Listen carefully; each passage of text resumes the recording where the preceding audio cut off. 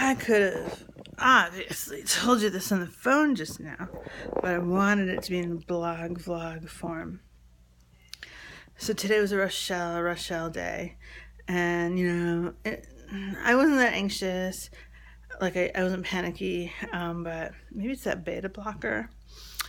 But I was like determined to go to Starbucks with Poppy, with or without Paul. And it turned out we were all ready at about the same time. So we went to Starbucks together, 2 cars. And we get there and it's like crowded. Um, and we make our orders and I'm like, I'm going to look around for a seat. And I didn't have a lot of hope. And yeah, there's nothing available on the tables. And and people with like a $2.50 latte and their laptop being there for hours. I asked Paul, I was like, how does Starbucks make money with people like that? And he was like, look at all the people coming and buying coffee. It's like probably a little write off from them, or just a little. It's nothing compared to the profits that they make.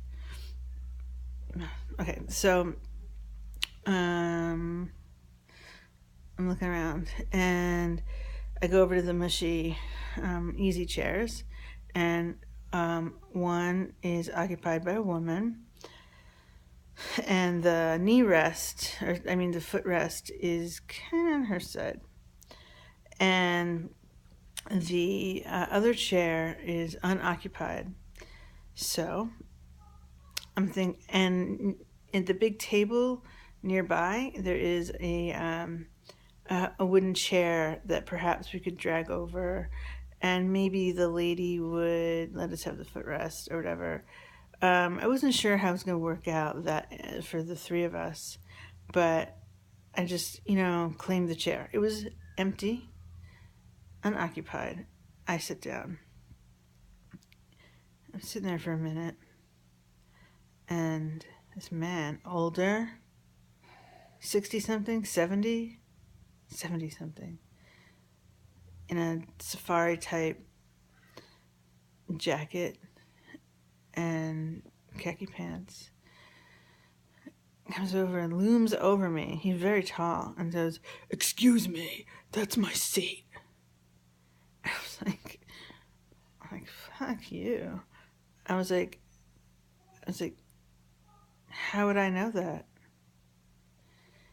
And he goes, "That is my seat." So I'm like up at him and stare at him. And he's staring at me. It was very curb. We're just staring at each other. And then he goes, "I was putting cream in my coffee, and that is my seat." And I feel Raging Bull come on, but I didn't want to fight in Starbucks. I didn't want to fight an old man. He obviously felt like he was in the right, and like he felt totally correct in his, that it's totally okay to come to Starbucks, get your coffee, claim your seat, then go and put your milk and sugar in your coffee, and then come back, and that seat is still yours. And Paul was like, you get your coffee, and then you put your cream and sugar in, and then you look for a seat if you're by yourself. Maybe it's unfair that I go and grab a seat while they're getting their stuff. I could see that. I could see someone having a problem with that. But he wasn't thinking about that at all. He just was like, "My seat, you are sitting in my seat." So I stand up and I look at him and I go, how could I have possibly known it was your seat? And he doesn't say anything, and then I walk off. And then I'm like fuming rage. I tell Paul about it, and I'm still talking about it when we leave the Starbucks. And I'm like telling him all the nuances. And Paul, I was like, you totally 100% agree with me, right? And he's like, I don't know, like, he thought it was a seat. Like, he did say the thing about you get your coffee and then you put your stuff in it, then you look for your seat. But, so he did give me that, but he didn't, like, acknowledge that my rage was worthy, or, like, that was so fucked up. Um,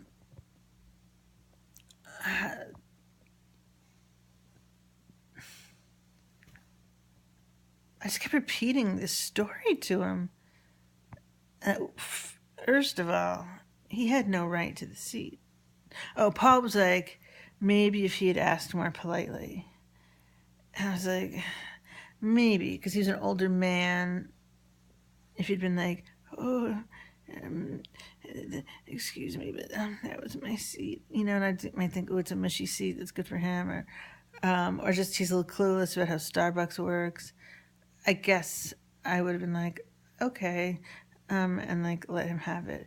But he was belligerent from the get-go, as if this seat had his name on it, a chain link fence like around it. And so I said to Paul, he was like, he was not polite, he was belligerent.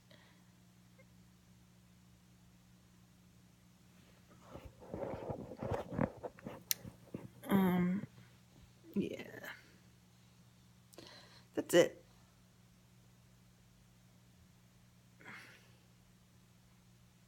I was right? There are people that say they get their coffee and then they have to take a shit.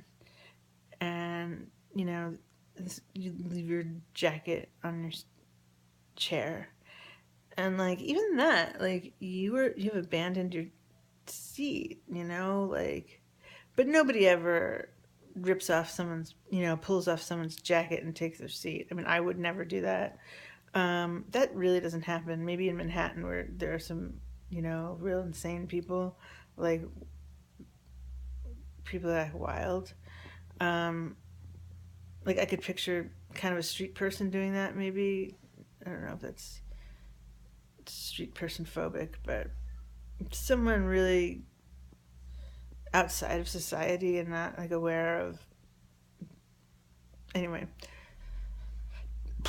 but anyway, yeah, I would never pull off someone's jacket or anything like that, or take their purse. I move it. I wouldn't like put it on the floor and take their seat. You know that. I mean, so that's like, why didn't he he's wearing his jacket, why didn't he just put his jacket on?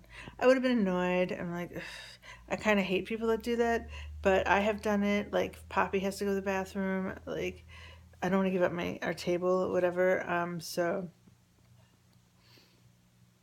there's a gray area in this issue, but not today. That's my take, and I really hope you agree with me. Okay, thank you. Bye bye.